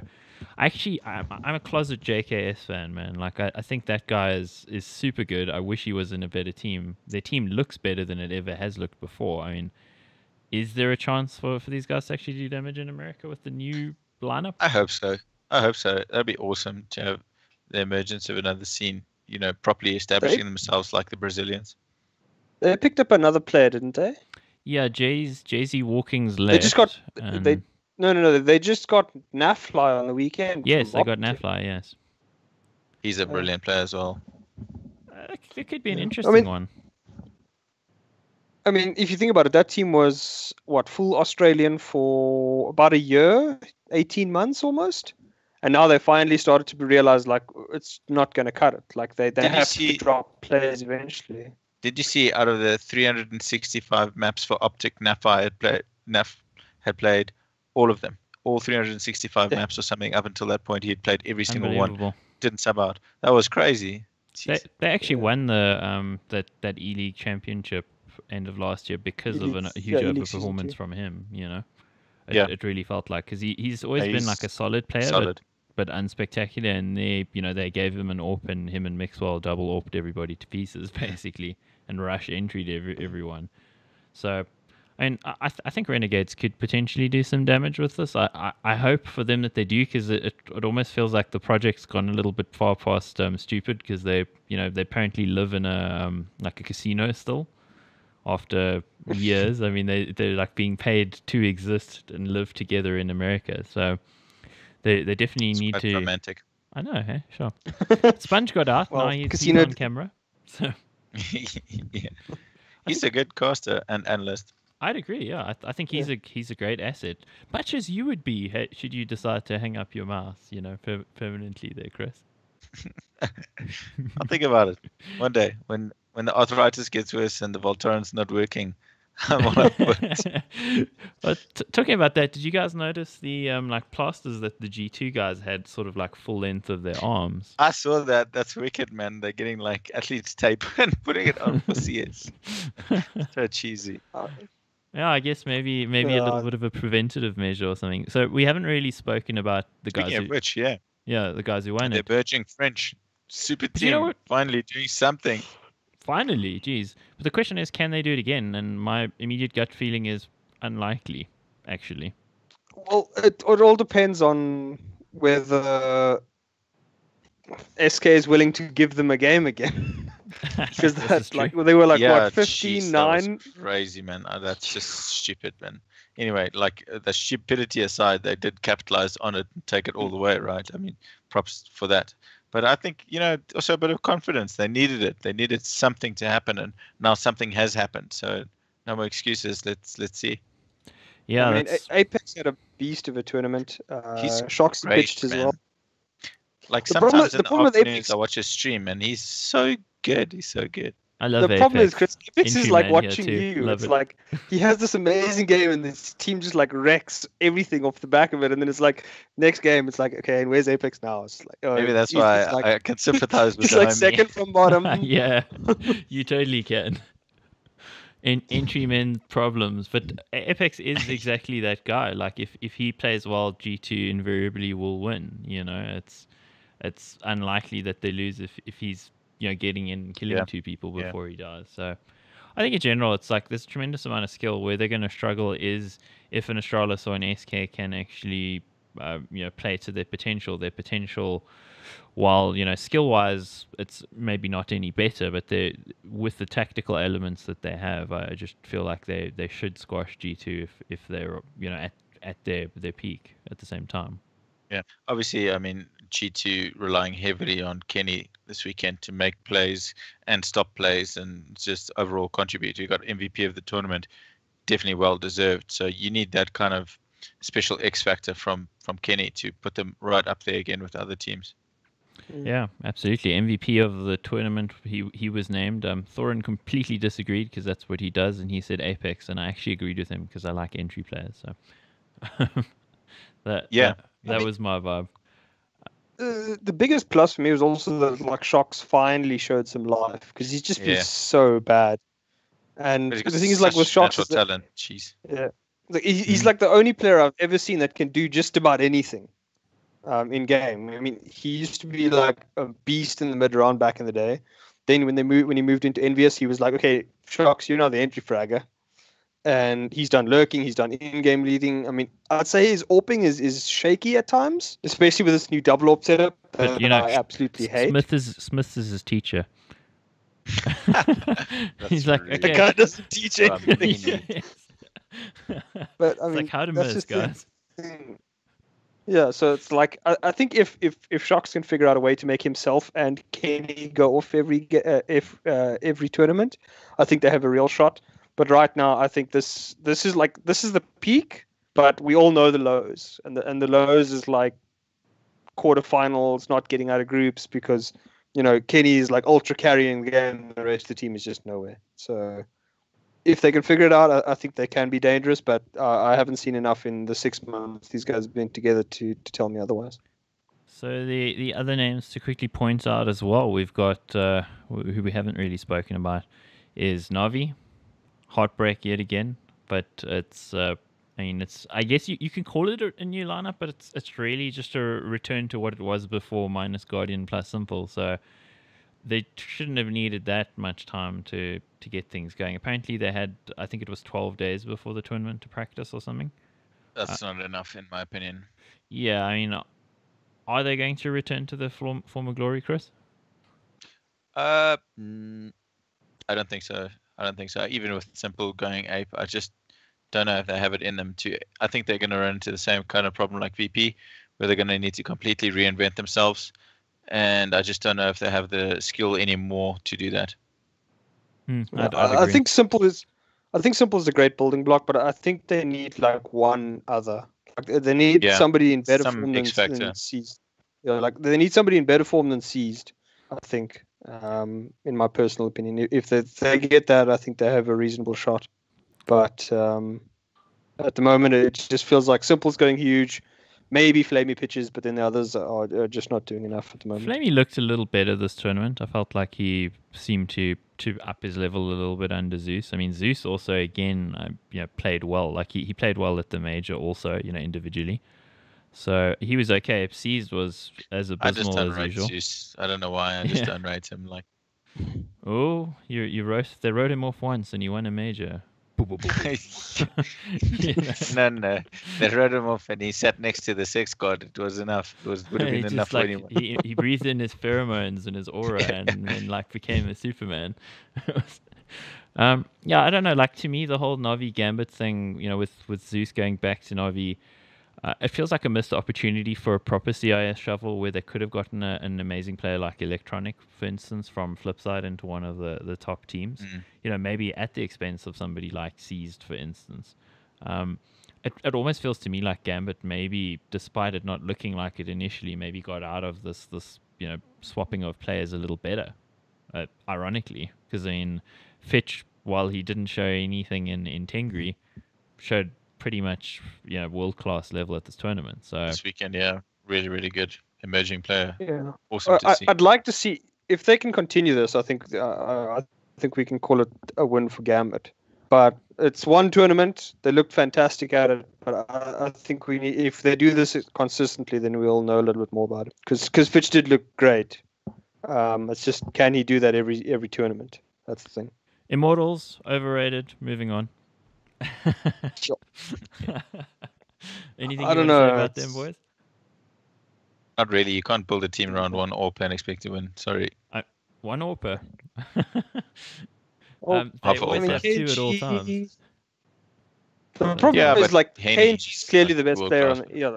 I mean, the thing is like right now that they have KNG who apparently is clearly the best player on the team, but then like they just never give him the AWP. If they're going single AWP, it's going to Henny every time, and Henny is so up and down. It just seems to stuff the whole team around. And I don't know, like I can't see the team working for very long. Like something has to change. No, on that I mean there team. was the talk of Elise joining the team because he's learned Portuguese from Zeus, and like he was going to That'd be replace him. hilarious. I mean that would just be crazy. So and they also brought in what is it, Kiwi or whatever from Spain, who they were going to have as their on the bench sub, and all the players revolted at the idea of He is this. still on the bench though. That's Yeah, the weirdest thing. Like it's they brought him crazy. in, they put him on the bench, and then it's like there's this massive fight, and now it's like okay, it's over. But I mean, But it's he's that still there, whole like, like what? Latin American temperament, just flared up. It's you definitely don't want to do stuff like that. I mean, Steele, when he was interviewed in the first interview at DreamHack Malmo, said that they had to think about it, and if you think about it in soccer, you always have a sub. I mean, speak to Brazilian, liken everything to soccer, then they'll understand. And he was sort of rationalizing it that way, but it's almost felt like he'd had to tell himself something to be okay with it, because that team, there was talk in the off season of that team basically disbanding because they were like so upset with each other. It's just crazy. You got to the major final. What? Yeah, how can you have such a volatile team lineup and politics with a team that's doing better than SK at that time, which is really weird. Anyway. Yeah, that's a strange one. So I think we pretty much nailed down Malmo. I mean, we don't need to talk about the Turkish team or the other French team. They don't warrant a mention at all. We mentioned Gambit, and they're actually on show this weekend at ESG Mykonos, which is organised by our friends at Code Red. Well done, boys. They're all there enjoying the sun in Greece. And is Harry going to drop in? No, actually, he's flying back just before it starts, unfortunately. But Damn. he's been in Greece for the last 2 weeks. Yeah, that's So innocent. unlucky for him, but yeah. So He's coming back so we can prepare for Rage. Oh yeah, well you got to get on that. So we've got 4 teams represented there. We got Liquid, which is weirdly the one lineup that stayed the same. We got Big, which we were mentioning, was so impressive at the major. Virtus Pro, which we've mentioned have been so unimpressive for a long time. Envious, who there, we got Gambit. We got Heroic, which is a potentially dangerous team. SK and Mousesports. So to me, I think if SK go here and they don't win the tournament, then it's a pretty massive failure 2 weeks in a row, leaving tournaments behind, particularly here where it's a weaker field. I mean, how do you guys feel about this? I agree with that. Yeah, SK like has to win just to hold serve at this tournament. I think like if anything other than a win here is like there's some problems in that team. Then something needs to be fixed, I think. We got Sneak saying that Big only had the jump bug and that's it. Do you think they have a little bit more? I kind of felt like they had a little bit more, but I like they Big. got lucky, I think that they. I mean, look at their grenades at one Cobble game as counter-terrorists, where almost every single round they managed to get 2 or 3 players down to that key threshold, which is below your 81 HP. So it's a one-shot kill with the M4, which allowed them to do really well. CTs in general, I think their grenade work is masterclass. It's some of the best grenades in the world, especially those HEs, which is nice to see. And that's something that not many other teams are doing. That's like them bringing something into the top scene. Is like, we're going to use these H's more effectively than anyone else, which I think is brilliant. So I like Big. I really like the way they play, and I like watching them. It's exciting. They also had that one Inferno smoke, or that's one setup where they basically smoke both sides. They smoked the archers off with the default close smoke, and then they smoked between the Haycart and quad side Ducky. And like they actually pin, if there's a guy playing in Ducky, he's just wrecked because you've got no support from the site anymore. And it's like, if you look at that smoke and especially how they used it, like it basically just meant that any team that played Inferno against them could not get aggressive in mid, because as soon as you do that, they basically just 3-man peek you and you get absolutely dumpstered. You're losing at least one player. The grenades are brilliant. It's really nice to see, and I think that is one of the reasons why we are seeing them playing on all of these events and getting there and hitting these qualifiers, is they've got such a cool base set strategies, and they put a lot of work into being like unique, and like you said, using the grenades effectively to do specific things. That's a lot of homework. Absolutely. Let me quickly pull up the bracket here just so everybody can have a look-see. So first game on Thursday, Liquid versus Big. I'd favor Big in a BO1 there, just because the likelihood of it even ending on or getting to an Inferno is actually fairly big, because everybody either I said it big, but it's fairly likely they'll get to play one of their maps against Liquid. I don't think Liquid have a map pool. Second game we have is Virtus Pro Envious. That one. Do you think VP is going to do anything this tournament? Just now they go and win the whole thing. I don't know, man. I'll just trap my cable under my chair and let me move it. You don't know with the polls. I mean, you really don't know. I can't call that. 6 o'clock Gambit versus Envy has looked better, though. Mm-hmm. I will say one thing. Envy has looked a lot better in the last few weeks. It seems as though Happy's finally sorted out his like ultra bait lurk style, because they seem to be a lot more on point as a team than previously. Yeah, and they don't look terrible. BP do look terrible, but are they terrible enough to lose to Envy is the question. I'd argue Envy's probably going to be so mad about this weekend's results, beating another French team. Oh yeah, that can't feel good. But then we've also got us all some other games. Yeah, let me just quickly get my browser onto the right tab there. Got to close all those pornographic things. So Gambit versus Heroic. Rops for Miles is going to be one to watch. I love watching that kid play CS. He's also one of the most magnificent young players to hit the scene, to hit the pro scene recently. Just a machine. I'd absolutely agree with you. The only problem is that Mouse Sports against SK, I think that equals beatdown of note. Yeah, probably. It's unfortunate. Gambit Heroic, Gambit should take it, but I mean Heroic are one of those teams that tend to spoil in BO1s. It really depends if Heroic can get going. I mean, like I said, Gambit did well in the first event, but are they going to continue doing that well? That's the only thing. Like, Heroic is one of those dangerous teams that can beat you in like a single best of 3 and then get knocked out. So I think if Gambit plays into Heroic's hands and into Heroic's map pool, I think Heroic has a chance. And I don't know. I just love watching Yugi play. I think that kid is pretty good. So we're establishing some favorites here. We got Rops in the middle, and we've got Yugi there on the right. So I need to find myself a young player to adopt as well. No, definitely my favorite upcoming player in the world is probably Rops at the moment. It's incredible that he's like, why I like him. So I watched. He did that Aimbots challenge online. I watched a couple of players, and he had like one of the fastest times. So I watched it, and then I was like, "Who is this Rops?" And then I went and watched his stream for a little bit, like clips of his, and I was like, "Holy cow, this kid can play Counter-Strike!" And then he goes into Mouse and he performs like straight off the bat in a pro team, takes the pressure. Estonian kid speaking English in Mouse and playing well. I was like, "Wow, no, this is legit." Yeah. And the thing is, it's not like that ridiculous, like one bullet aim. He's not, it's not like he's playing Osu or anything where he's. Yeah. It's like he like tracks and he kills you. It's not just like flick. It's literally just like he zooms and bang, and you're just dead. It's like crazy to watch because it's so consistent. It's not like he's not like an entry fragger style type player where he'll have a good game then a bad game. It's like he's consistently going to deliver with that kind of. He's got mad aim, like consistent. Yeah. Fast aim, like that typical European, like you're gonna die in a great spray now. Yeah. It's just good to watch. Indeed. Sneak says NA scum because they're having a chat in chat about North American teams. Yeah, I do kind of feel like that. Like it felt like Liquid might be a good team and it hasn't happened. I mean, Twist is a good player. Elysia is a good player. It just seems like there isn't harmony in their team, and I don't expect them to do well. Yeah, maybe in the future they can, but I mean, especially after watching Thorin's video with GB James, which was a torture in itself.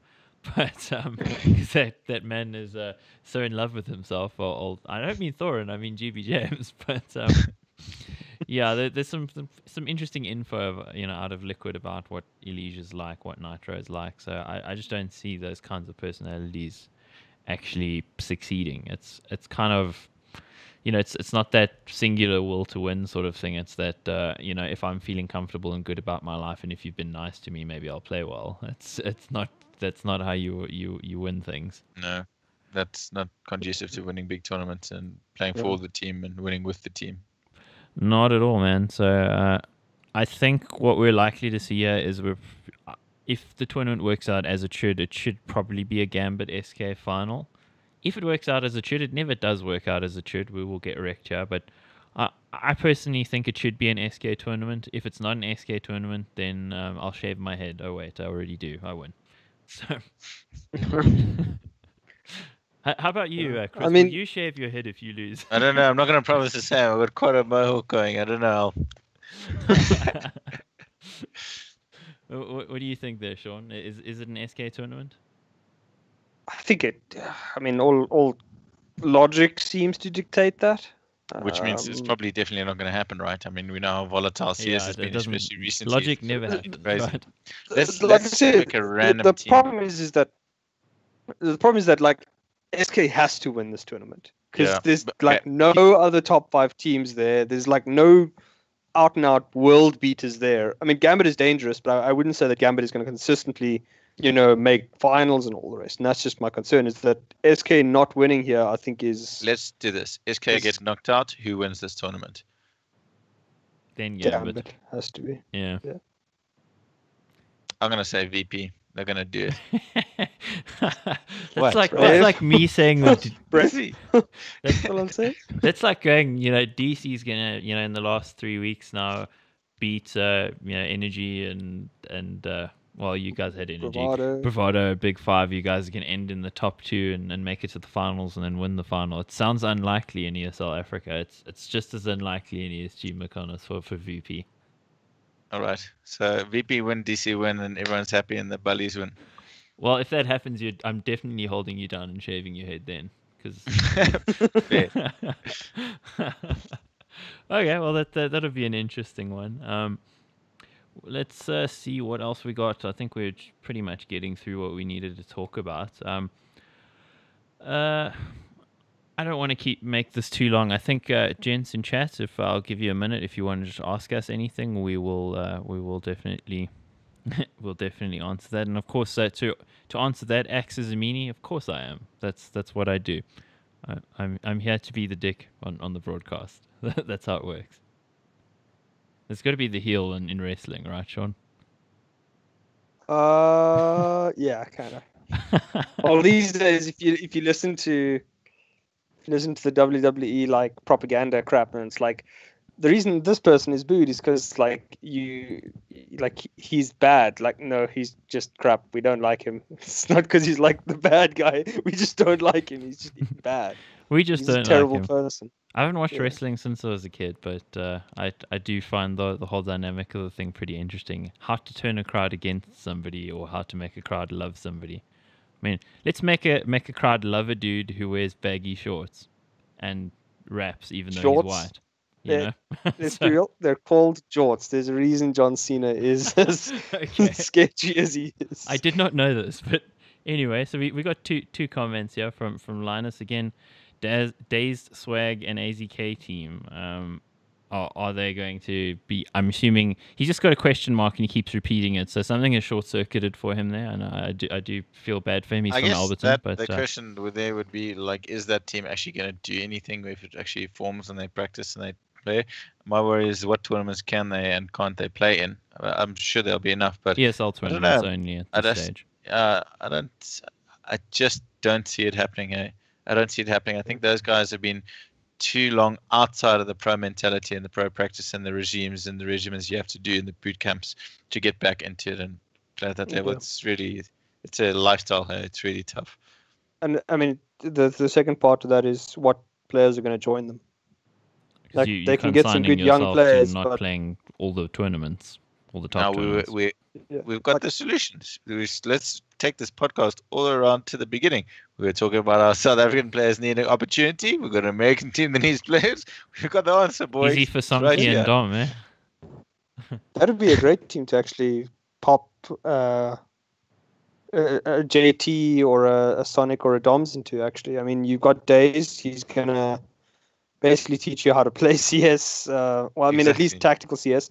And you got Swag and AZK. I mean, AZK is very much like a clutch type That player, would and be perfect. Swag is a great lurker. So Let's do it. Message the orgs right now. We're ready. Yeah, Aaron, get your application in. Days will take you. Let's see how that goes. I think for me the issue with that lineup is even when they were the American Super Team, because they didn't really ever get to play at the top level in a top tournament. They hadn't yet by the time they were banned. They'd only been playing like CEVO or something. There was always this sort of unresolved, like, oh, they're going to be the best ever. And they never got to realize that because on paper they could have. But I mean, if you really look at it, it was Steel plus Days, two in-game leaders, same team, both not known for being heavy fraggers. Okay, this is going to be the best team in America ever. I don't think so. Honestly, it's it was more a no, case of when they were banned. When they were banned, Steel wasn't in the team anymore. It was going to be Hiko. yeah, they It's were gonna be going to replace him, Hiko, but yeah. it hadn't happened yet. Yeah. So it's just a weird one to me. Like it never happened, and maybe they could have done really well. I mean, like Days definitely had, especially on Inferno, he was quite an innovator in what he was doing at the time. It's just like I don't think they would have been able to overcome that sort of North American hump where it's like, okay, can we get out of the group stages in this tournament? It just at that stage it never happened. It happened once at that point. It was Cloud9, and then they got utterly wrecked by NERF. So I don't know. I don't think it would have happened. I mean, we can talk about what might have been, and I think maybe that's the romantic notion that it could have been an amazing thing. But I think maybe the romance of it, because they were banned and we never got to see them, that it might have been talked up more than is actually the reality. I mean, that's my fear for it anyway. Yeah. I do hope they can do well, but I hope I'm wrong. But that's kind of my thought there. Let's see what else we got here. Sneaks. Tarek peanut brain question. Yes, I called him a peanut brain earlier on in the in the broadcast. I don't know if you're referring to that or if you're just asking if he is a peanut brain. Yes, I think he is. So, Next question. next question.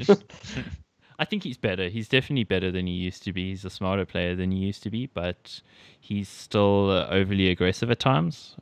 It seemed to work really well. I mean, he 30 bombed a couple times this weekend, but I don't see Tarek being a consistent player because of his highly aggressive tendencies. I think he's a really good player, superstar.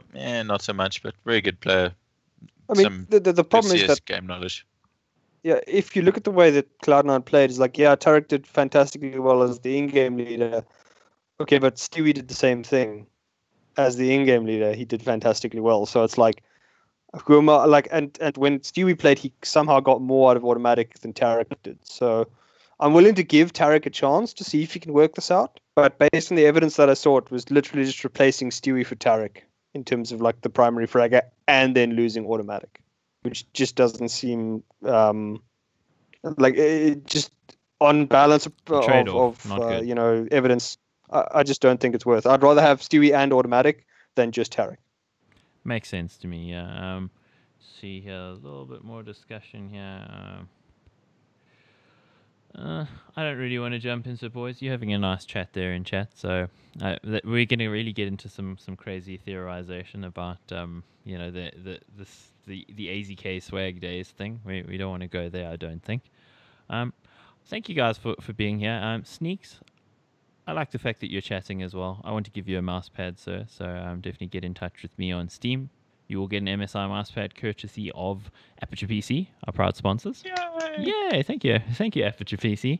Also coming up in the coming weeks, more free stuff, and we're also talking a Red Dragon mechanical keyboard and a couple of Red Dragon gaming mice just after Rage. So I think we will have a very nice show after Rage. We will talk to you guys from DC after you get wrecked there, and we can talk about shaving your head again. We won't do that. But I think that we'll definitely try to grow this whole thing. We'll try to keep doing this. I think it's a weird concept for South Africa at this stage. Nobody's ever really done a podcast live streamed in this way. So hopefully we pick up a little bit of momentum. I definitely want to retire by the time I'm 30. Ha ha ha. I'm over 30. But it's not Giving away the game there, boys. Yeah, totally giving away the game. It's not going to happen. But we want to do more of this, guys. So we appreciate you being here. We'll definitely advertise it better this week. We were a little late with the advertising, so we're going to punt it more. APOC, I commission you to get a Twitter account. I'll think about it. You'll think about it. Okay. Well, any last words there, guys? Prof? Not much. Looking forward to seeing what teams have got. I mean, like I said, ESA was a bit of a disappointment, but I don't think. I mean, given the amount of times it was moved, I don't think anybody was really ultra hyped for that. So I think Energy and BVD have got a lot of plans on the back burner. I think that Big Five is a dangerous team, and they've got something up their sleeves. And I hope the Wizards from Damage Control find it within themselves to pull out the old magic, because the old magic. It's like the Danish drug. Once you've seen DC play at the best level, it's like a drug that you have to get again. You just want to see it again one more time in your lifetime, right? So, Chris, any last words there from your side? Yes, and from my side, I'm mostly excited to see the South Africans play against the North Africans. Just for a little bit of a taste of our guys playing against another scene, which is always fun to watch. So I think apart from this weekend VP winning, that's what I'm most excited for in the coming weeks, is to see the rest of the African games, the North African games, and keep comparing them, without any base to our guys. So that's going to be cool. Absolutely. Looking forward to it. 4 weeks away. And if you guys want to tune in on Thursday, ESL Africa happening again from just before 7. And we'll see some North African and South African games. And we will see you guys next week, Tuesday. Thank you for joining us. Coach. Getting schooled by Coach there. I love it. Okay, well, that's it from us, guys. Cheers. Axe out, APOC out, and Prof out. Bye. Cheers.